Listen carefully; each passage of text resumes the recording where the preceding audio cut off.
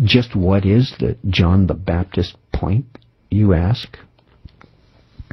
Well, in many of Leonardo da Vinci's paintings, which of course are priceless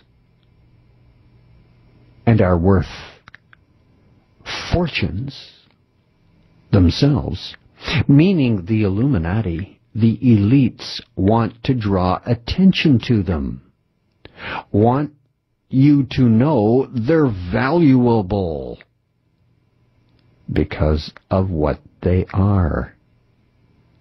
Not how good they are, of what they are, what messages they are. And Leonardo da Vinci, in his paintings, and there are references to the John gesture, where John the Baptist's index finger is pointing upwards. Not all of the paintings feature John the Baptist making this gesture, but many religious art critics will agree that this is the signature of John the Baptist. For example, it's seen in the painting of the Last Supper, where Thomas is thrusting an upright index finger at Jesus Christ. We find it in Leonardo da Vinci's first portrayal of John the Baptist, who looks rather androgynous, by the way, male and female, at the same time, and even expressing the same smile as the Mona Lisa smile. It's also in the painting. The Adoration of the Magi, as this painting's called. It's portrayed yet again in the Jean Cocteau symbolism painted in the Notre Dame de France church mural, as well as in the St. James Church in Piccadilly, London. It parallels Leonardo da Vinci's The Last Supper. The similarity that was both unexpected and astonishing, how, and I'm going to use the C word, how coincidental it is. Especially that these two artists, Jean Cocteau and Leonardo da Vinci, are both on the list as former Grand Masters of the Priory of Sion, who guards the Merovingian secrets according to the Da Vinci Code.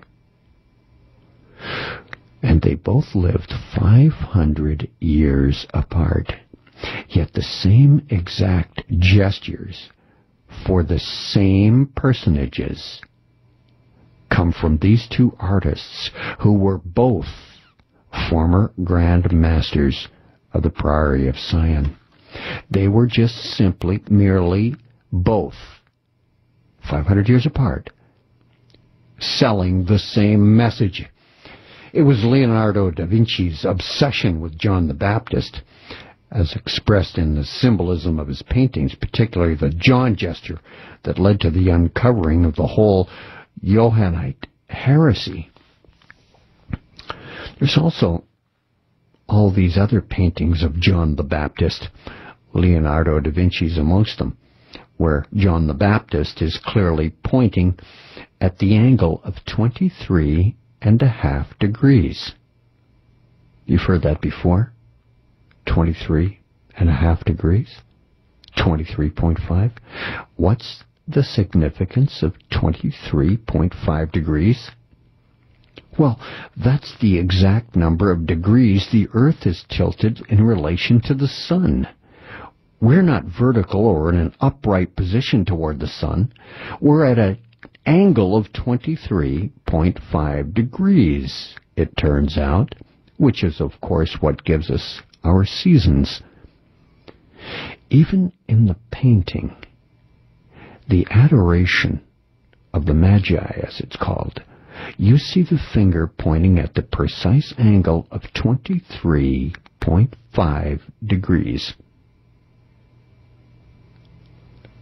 Although many accept that it was meant to be pointing upwards, So then, the John gesture is really related to both these directions, meaning straight upwards, vertical, no tilt at all, and also at the angle of 23.5 degrees. A very important detail which the researchers and scholars of both art and religious symbolism seem all to have missed. Don't you find that quite strange? Or is it hidden? I say strange because, well, it actually leads to the answers that many are now desperate to find the truth to, and that is about the deeper mysteries surrounding what was first presented in the Holy Blood and the Holy Grail by Lee, Lincoln, and Beijing in 1982, the book, The Da Vinci Code. Then, what was presented in the Templar Revelation by Lynn Picknett, and then again in the movie Prince, released in 1997, based on the classic Machiavelli novel The Prince. Space, back with more in a moment on A View from Space on AM 640.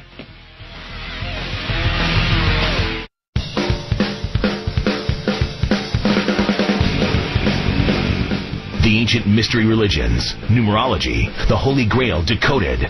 And he goes deeper than a black hole into today's headlines.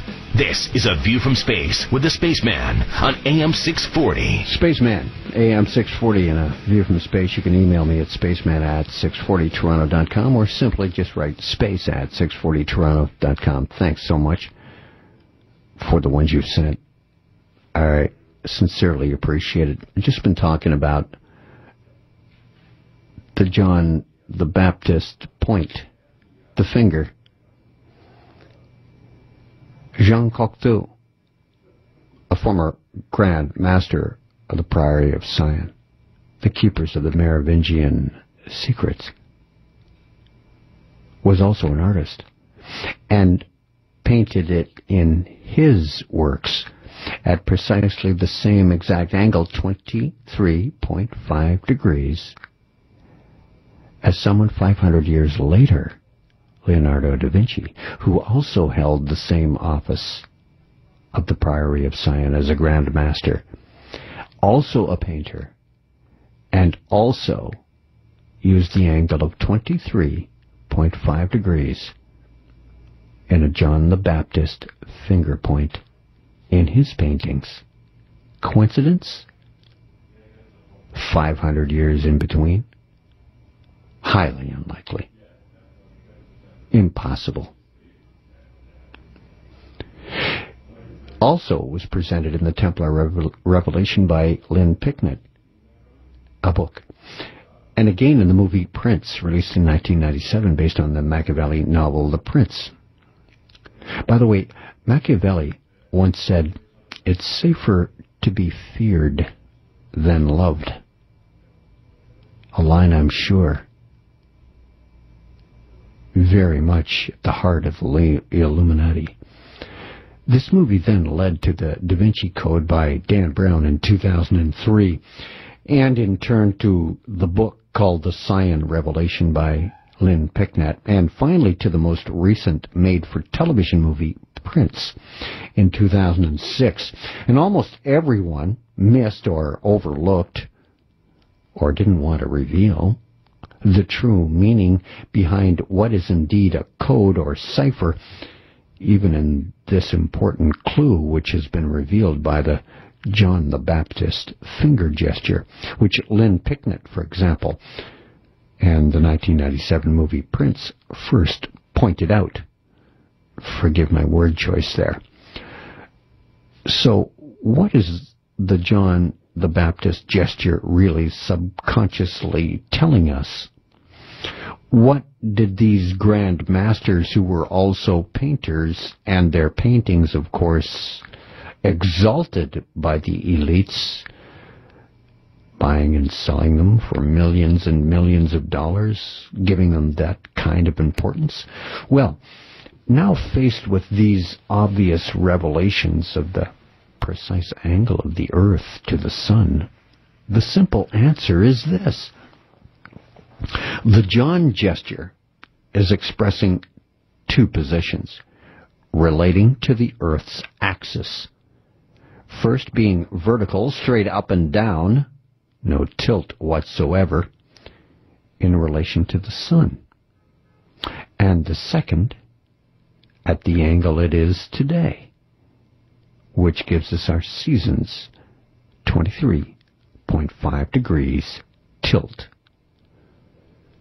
Jean Cocteau, the former Grand Master of the Priory of Sion, put it this way. John the Baptist's finger dexterously points the way to a mysterious realm. What he actually meant was the original position of the Earth was supposedly upright, as the Illuminati will have you believe. This timeless age would be the realm associated with Arcadia, the ancient Egyptian Tepzepi, first time translation, the biblical paradise known as the Garden of Eden, and also belief in the mysterious realm of Agartha or Shambhala, associated with what Professor Jocelyn Godwin calls the polar tradition. Jocelyn Godwin wrote a book called Arctos, which really delves deeply into this polar tradition. Now, if the Earth was straight up and down, no tilt whatsoever, no seasons, that would mean that for however long it was that way for, would be one long, endless summer. No change in the season. The Earth would rotate around, the sun would constantly beat on it in the same way. No cold. Just warmth. What's more, the artist Raphael portrayed Leonardo as Plato in his painting The School of Athens, walking alongside Aristotle, his pupil. They're both carrying, in the picture, they're both carrying leather-bound copies of Plato's work called Timaeus and Critias, which contains Plato's teachings on Atlantis. From their hand gestures, they're obviously discussing something, most likely something related to Plato's work. Leonardo, as Plato, is depicted pointing upwards, the upright John the Baptist gesture. But because I knew what I was looking for, I also found that his left hand and the bent index finger was actually at an angle of 23.5 degrees. We're told that the traditional interpretation is that Aristotle's hand, being stretched outward horizontally and roughly parallel to the ground, symbolizes his connection to Earth, whereas Plato's finger is pointing towards heaven, symbolizing the teacher's more metaphysical view of the universe. In a simple conclusion, but one with wide-ranging implications, and one which is very difficult to prove.